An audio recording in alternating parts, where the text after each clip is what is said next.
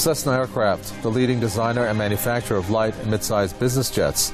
That's what the description reads on their website, yet it fails to add another use other than flying, namely spying, the aircraft of choice for the U.S., using what's called a dirt box. In this edition of the debate, we'll discuss what this device does, which has Americans outraged, citing another example of their privacy being broken. We'll also discuss why the U.S. has resorted to spying on its citizens to such an extent. Is it a sign of social inequality? Could it be a result of U.S.'s foreign policy? Stay tuned for another edition of the debate.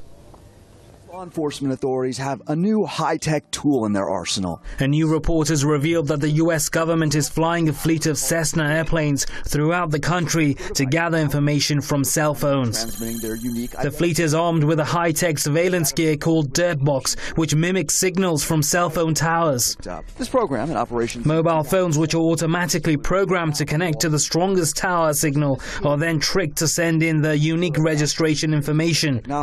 Many believe it is nothing new. This revelation follows the revelations that we saw with Edward Snowden's leaks, when we were able to see that the NSA was taking people's cell phone data on a regular basis, was intercepting 200 million text messages per day through PRISM, was sweeping up people's Facebook, Google, Apple, and Microsoft information. Recognize that some of these things are... Back in June 2013, when Snowden spilled the beans about the NSA spying program, many said his leaks were just the tip of the iceberg.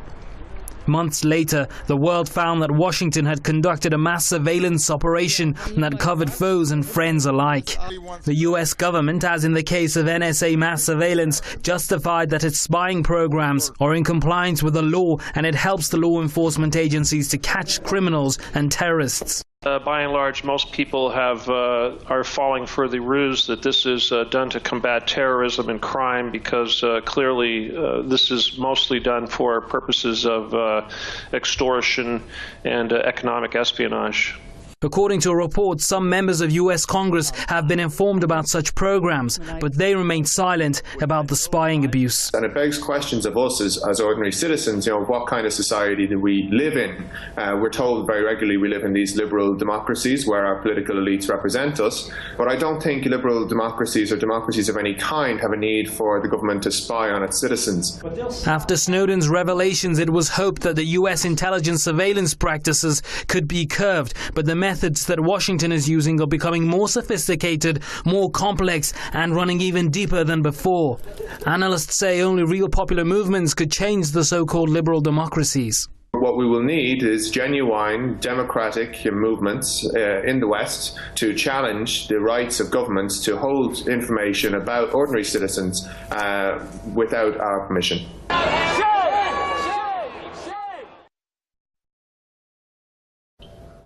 Let me introduce our guest for this edition of the debate. Former CIA analyst Raymond McGovern joins us from Washington. We have author and political analyst Carol Gould, who joins us from London. I'd like to welcome you both. Ray McGovern, let me first start with you. The dirt box. What do you think of it? What was your initial reaction when you heard it? Well, I think you had it right the first time. It is a dirty box. It's a dirty trick. My first reaction was more of the same. This compulsion to collect everything simply because the technology permits you to collect everything is extreme. It's noxious because it allows surveillance states to spy on citizens, and it's also completely ineffective when it comes to preventing terrorist attacks. So it's a misnomer to call this an anti-terrorist collection program. Carol Gould, I don't know if you checked the website out of Wall Street Journal. A number of websites obviously have this also, and that's this video display they have of how this actually works, where you click on it and it shows the people who are analyzing the data and the way it goes around basically analyzing every movement that you make in terms of the geography of where you go, who you see, etc. I don't know if you've checked it out, but it seems like every move that you make is somehow being recorded. So don't Americans have a right, first of all, initially to say that's breaching their right to privacy?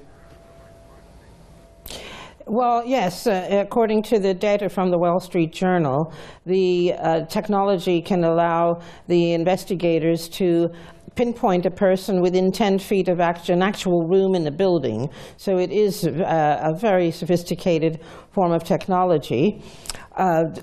People say that Americans, that you've said on your program, the majority of Americans are outraged. I'm afraid that I think that as we can see from the results of the elections in the United States not 10 days ago, in which we've seen another move to the right, as we have seen in France. Canada has a right-wing government. The United Kingdom is moving to the right, that your average citizen actually isn't all that worried. If it means catching terrorists, tracking down new terrorist groups, also the criminal element. But we're in a new world now. We're in a world of extraordinary permutations of terrorist organizations. So you have splinter groups coming away from Al-Qaeda, from the various groups in the Middle East. And we even have one of the leaders of Hezbollah, who's in the Lebanese parliament, who was speaking on BBC last week, actually saying that we have to work against IS or ISIL. And we've had this terrible beheading in the past 24 hours of Peter Kassig. So I think your average citizen around the world actually isn't so exercised about these surveillance techniques, because they feel that if it may be a needle in a haystack, but if it catches someone who is about to perpetrate a terrorist act or a group of people, then it is worthwhile. Raymond McGovern, do you agree with that? Well, let me pick up on what Carol says there. If people believe that these terribly intrusive and dragnet techniques have stopped terrorist acts, they are grossly misinformed. And of course, that is the key.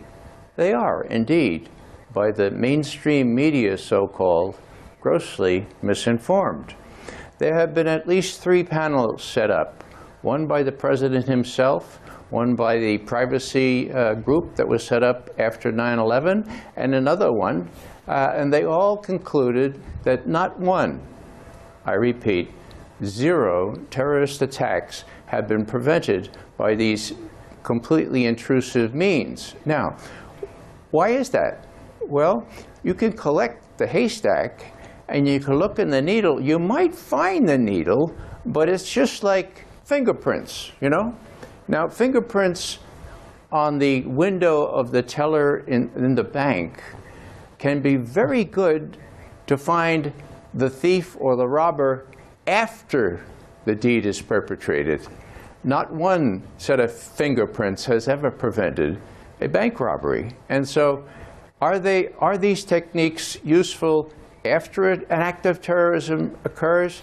They can be. They can be. But to think, as most Americans and British and others do, because they're misled by the media, to think that these are anti-terrorist techniques in the sense that they can prevent terrorist attacks, that's completely misleading. It's completely false.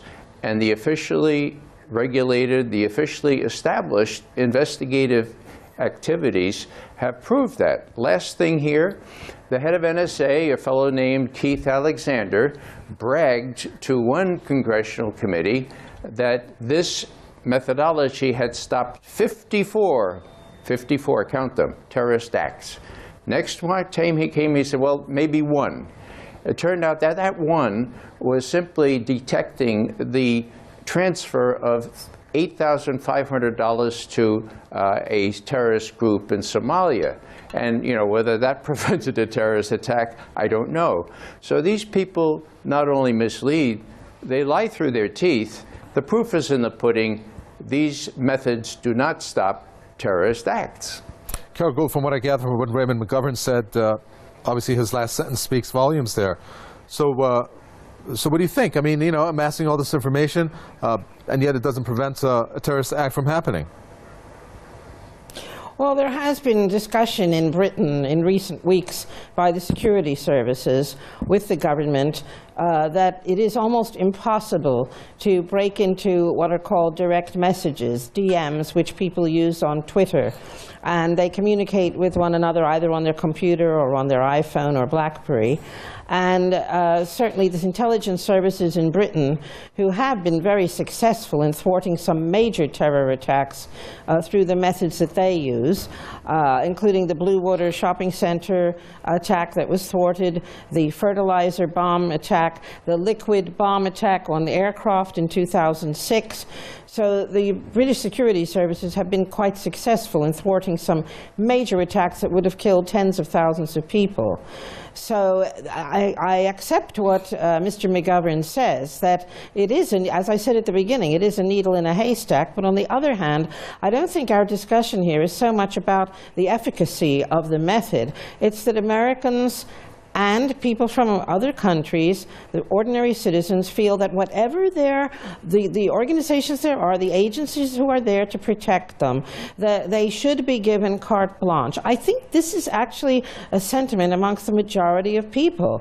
I know that in the United States, the Civil Liberties Union has been very angry about the dirt boxes.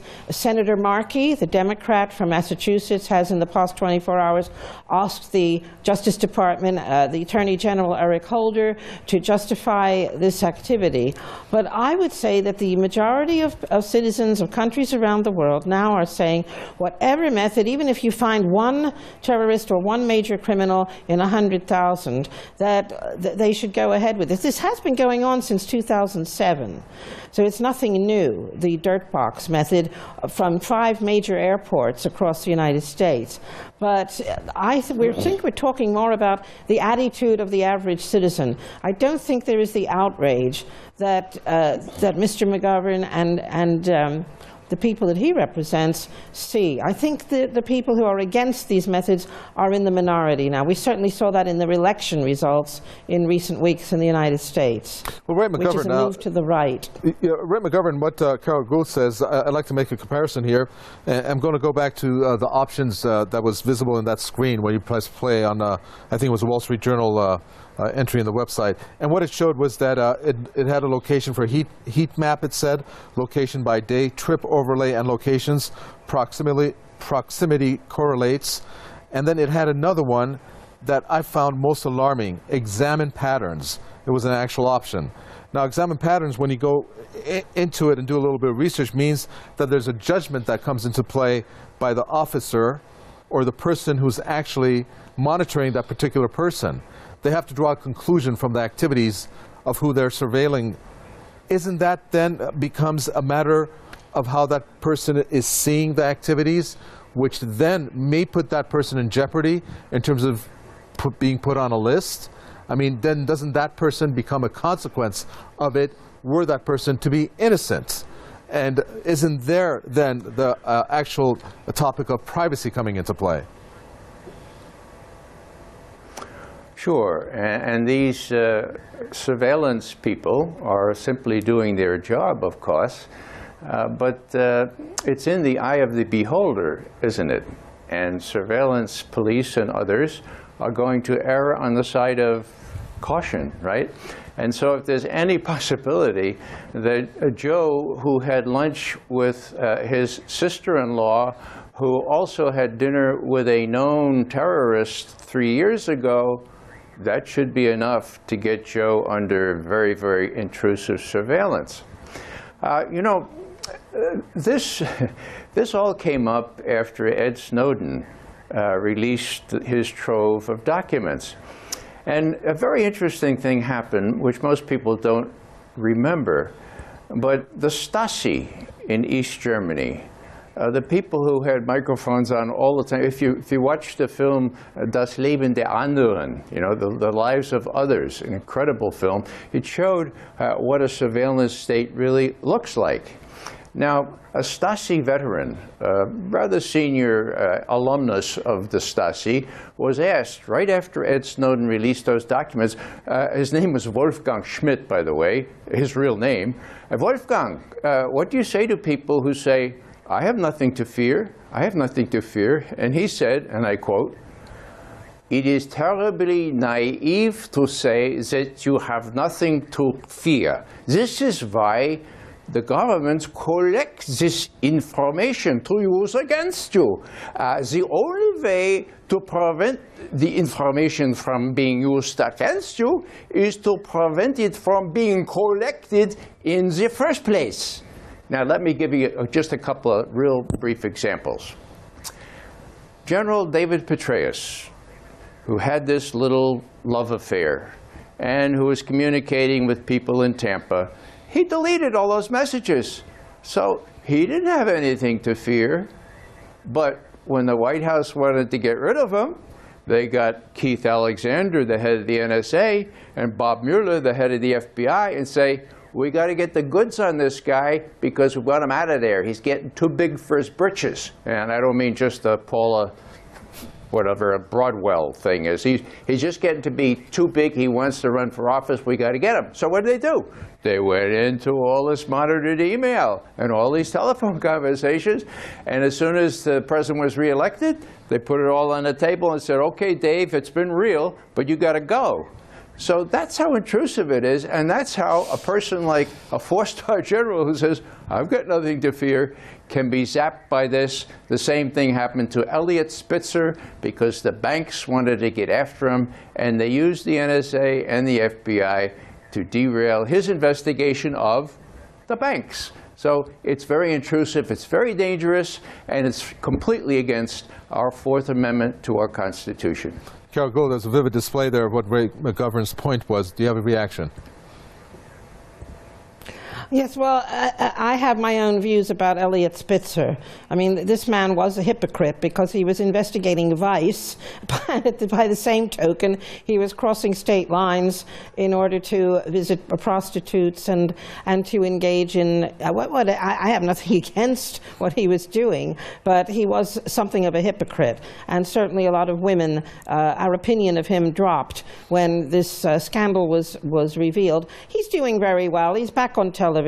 You know, you talk about David Petraeus. The United States is not a police state. We do not have the Stasi. When I say we, I'm an American, although I live in Britain. When people say to me the U.S. is a police state, nobody is knocking on the door at 3 a.m. and dragging people off to be tortured and you never see them again. This really annoys me, that this image is being projected of everybody's running around being frightened of a quasi-Stasi situation. We are, as I said at the beginning of the program, we are living in a different world now. We are living in a world post 9/11 and more recently with the rise of this extraordinarily evil group called IS or ISIL, who we know are even entering the shores of Europe, masquerading as refugees. And I know that people with whom I associate here in London, who are quite intelligent and informed people, are saying, shall I go to the cinema and be worried that there's going to be a group of terrorists in the cinema who are going to start beheading all of us Western people, Jews and Christians and even Muslims, that the citizens of Britain are going to be attacked by these people? To be honest with you, all of these technologies are being used by the U.S. Marshals, by the intelligence services to their heart's content, but nobody was able to prevent 9/11. And I think we're up against some very evil forces. And frankly, my fear is that we don't even have a good enough intelligence to catch these people. And that is where I agree with Mr. McGovern, that it is a needle in a haystack situation. Ray McGovern, now there's a number of points there, but one of them I saw you with an extreme reaction on your face. Go ahead. I think it was about the apartment knocking on the door at 3 a.m. I think that's when I caught you. Well, yes, this is precisely what happened to the senior NSA officials who were known to be against violations of our Fourth Amendment and who were thought to have leaked to James Risen the actual programs that we're discussing now.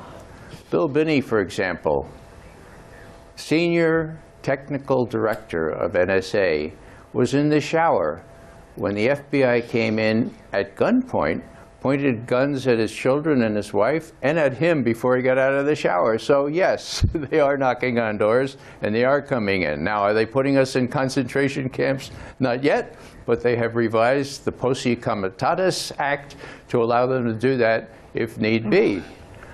This is a very complicated kind of situation, but you know what it comes down to is, and Carol, you're an American, of course, there is this Fourth Amendment thing. Now, in January of 2006, General Michael Hayden, who had been head of NSA for many years, denied that the words probable cause were in the Fourth Amendment. You need a little comic relief here when something so egregious happens. So we started calling NSA no such amendment, okay? NSA, no such amendment. What does the Fourth Amendment say? The right of the people to be secure. So it has to do with security. To be secure in their persons, papers, houses, and effects from unreasonable search and seizure shall not be violated, and no warrants shall issue except upon probable cause supported by oath or affirmation and specifically defining the places to be searched or the people or things to be seized, period, end quote. Very simple. NSA has been in gross violation of that amendment, and it just takes the judiciary some years to catch up and say, no, those quasi-laws, those faux laws that were passed to allow you to do that are unconstitutional. Carol Gould, 30 seconds. Have we seen the end of this? I don't think that we have seen the end of this. I think that the average American, as I've said throughout the program, is not exercised enough to stop all of this. I know Senator Markey wants to have this stopped, but I don't think he's going to have the support of the majority of the Senate or Congress. People are frightened, and we're going through a very frightening time. Very and call it paranoia. Let me bring in Ray McGovern. I'm sorry, 30 seconds. Ray McGovern, NSA Director Michael Rogers said, we don't monitor the behaviors of American citizens. That was 3 days ago. Your reaction to that? Well, this is not the first time that the NSA director, whoever he might have been, has been completely disingenuous, which is a nice way of saying he lied. Thank you very much. Former CIA analyst Ray McGovern there from Washington. And thank you, author and political analyst Carol Gould, who spoke to us from London. From the entire team here in the capital, Tehran, it's goodbye.